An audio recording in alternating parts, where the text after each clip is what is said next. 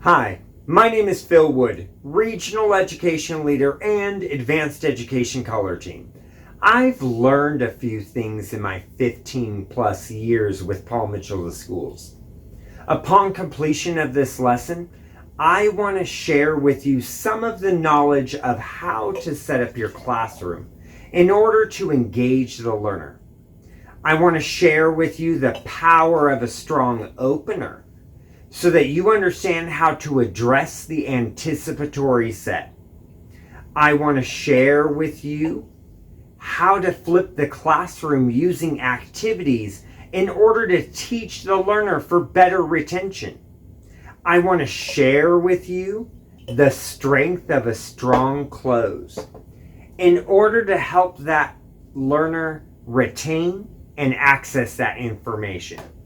Now, I understand that some of this information that I'm going to share is just going to drop out. But my goal is that you retain a majority of that information.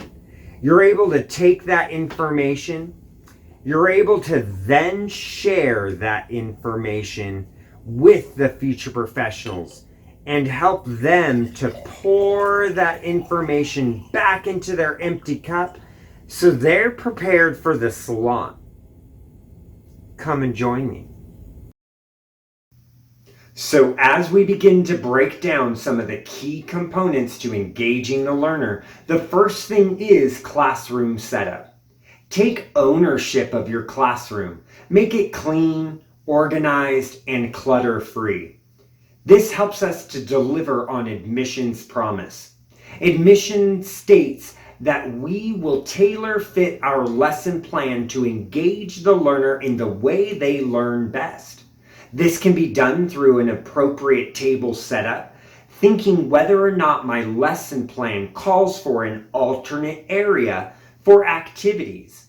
Even something as simple as a bubble map or a window pane can be done as a small group or in an alternate area to help the body kinesthetic learner, the visual spatial learner, verbal linguistic learner, and the interpersonal learner.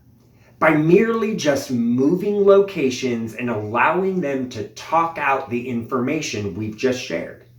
I also have to think about hands-on, and that if I have the future professional next to their doll head during a demonstration, oftentimes they will end up doing something like refining what they were working on or adding just a quick little something. Well, that actually can cause them to miss the most important step in the application. So having them move from their doll head to another area so they can focus solely on the demonstration, so they understand the components needed for this particular application. I have to think about my preparation, my practice, and my performance. Does this help to address today's learner? Now, when I think about an amazing educator that posed a question, he said, if this is the classroom from the 1900s, and they were all in straight lines because people worked in factories and they needed to be used to being in a row, working as an individual. But this is the classroom of today. Notice any similarities? Yeah, it's almost the same thing. They're in rows and they're working individually. But this is the Paul Mitchell School. We understand that it's not how smart you are, but how you are smart. And if I could adjust my lesson plan, flip the classroom, and make it a more engaging learning environment, they're going to retain the information much easier. Because when you have fun while you're learning, it makes it easier to retain and access that information. When it comes to our lesson plan, there are three primary components: the open, the body, and the close. And in our open, it specifically addresses the anticipatory set. This is a brief portion of my lesson that is giving at the very beginning to get the future professional's attention, to activate prior knowledge and prepare them for the day's learning. This is often known as the attention getter.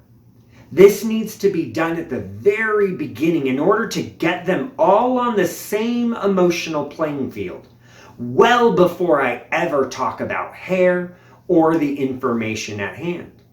I've got to get them all engaged so that they're ready to learn the information.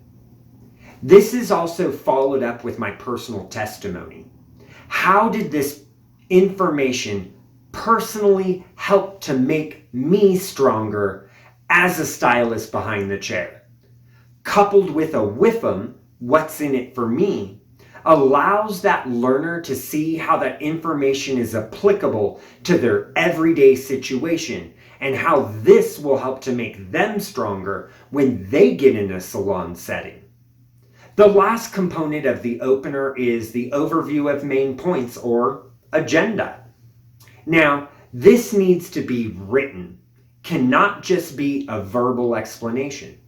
It needs to be written for the visual spatial learner, the musical learner that needs a rhythmic flow of information, and the math logic learner who needs a sequential order of information so that they can ensure that they have attained everything that they should for that particular day.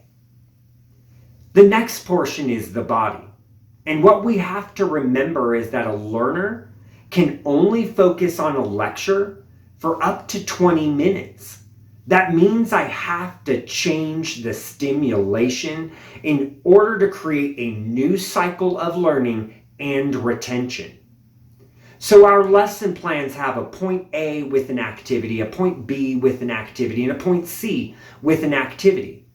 These activities help to support the information I just shared in that 15 to 20 minute lecture or delivery of that information. You have to remember that sometimes it's not what you say, but how you say it.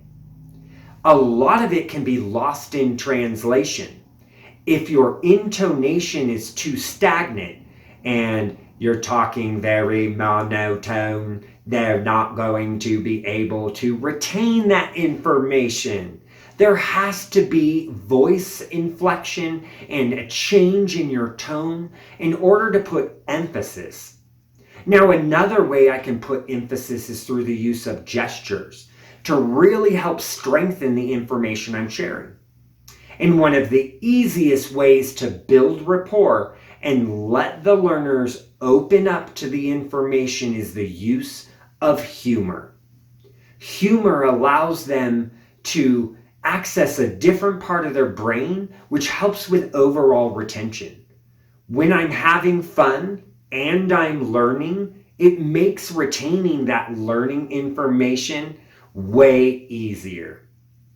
Now, the next part is how those activities are coupled with the information I just shared. I need to coordinate the activities beyond simply just taking notes. That is something that is done in traditional college. I share information and you take notes. Well, that only works for a small percentage of the learners. And in order to meet the needs of my learners and fulfill the promise of admissions, I cannot just share information and have them take notes. I need to engage the multiple intelligences. And remembering the use of small groups works really well for an intrapersonal learner and also ensures that each person in the group has a portion or is actively participating because the group size is smaller. I need to think about new ways to mix it up. When I give them and put them into groups, I need to remember if they're only kept with their friends, the tendency is that they talk. And they talk not about what we're covering. So by changing up the groups, it actually helps to prepare them for the salon. In the salon, I need to be able to engage different people, and I need to be able to engage different types of coworkers. By getting used to changing who I'm working with prepares them for the salon. And I also need to think about flipping the classroom and using my activity as a way to teach the information. Teaching through the activity can help to engage multiple intelligences because they're visually seeing as you're sharing, and that VAK, visual, auditory, and kinesthetic, allows me to reach that learner beyond the mere lecture and taking notes. An activity can be done by getting up and just going to an alternate area that has already been pre-set up to help with the overall flow of the lesson. Now, the last component of engaging the learner is the close. And sometimes this is forgotten due to time management. But there is something vital about the close and their ability to retain and access that information at a later date. And there are some components that help to engage the different intelligences so that they can retain the information I just shared. The first one is my reflect. This is a no talking activity where they are thinking about the information that I just shared or they just learned. This helps that intrapersonal learner and that person that needs to think about or visualize in their mind's eye what it is that I just shared. The next one is the rehearse. This is a talking or sharing activity. Can be done at the table, or you can have the body kinesthetic learner get up and share with someone across the room. This allows the different learning types to access that information, put it into meaningful context so that they can share it with the learner or another learner in order to help with their own retention of the information. The next component is the review, and this is a comprehension check where I'm utilizing the objectives that at the beginning of the lesson I stated, upon completion of this lesson, you will be able to. Now I need to check that they're able to. So oftentimes this is a question and answer type format that helps me to understand if they understand the words that were coming out of my mouth. The next two components are the commit and home play. Commit is how they will use this information going forward. And that home play is to ensure when they'll use it. So the home play needs to have a date. Because we know if I say do this, that they're going to say, oh, I did it. I did it real good. But the reality is, if I don't have a follow-up and a follow-through with a completion date, they may or may not utilize this information that could be vital to their success in the salon. A close may also occur multiple times throughout the day. So, for example, when core takes and changes from one topic to the next, there needs to be a close. Between breaks and lunches, there needs to be a close. I need them to have the opportunity to get that information filed in their memory banks so that their cup of information is now empty, ready for me to fill it up again. These are some of the things that I've used in order to engage the learner in the classroom. I hope this helped you. My name is Phil Wood. Thank you.